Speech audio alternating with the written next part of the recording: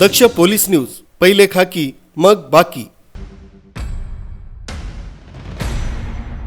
नाशिक जिल्ह्यात अन्न सुरक्षा तसंच औषध प्रशासन विभागानं परवाना आणि नोंदणी नसलेल्या खाद्य व्यावसायिकांविरोधात धडक कारवाई केली।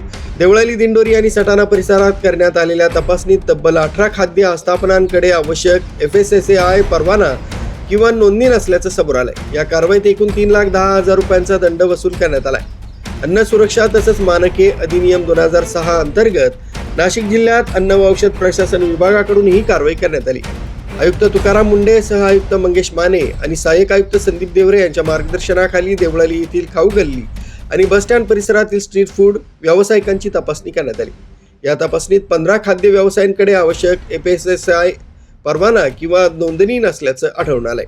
संबंधितांवर कारवाई करत 2,20,000 रुपयांचा दंड वसूल करण्यात आलाय। तर 2 आस्थापनांमध्ये खाद्यपदार्थ देण्यासाठी न्यूजपेपरचा वापर होत असल्याचं आढळून आलंय। या प्रकरणी प्रत्येकी 15,000 रुपयाचा दंड करण्यात आलाय। तसंच दिंडोरी आणि सटाणा परिसरातील तपासणीत 3 खाद्य व्यवसायांकडे परवाना किंवा नोंदणी नसल्याचं आढळून आलंय। त्यांच्यावर 90,000 रुपयांचा दंड आकारण्यात आलाय।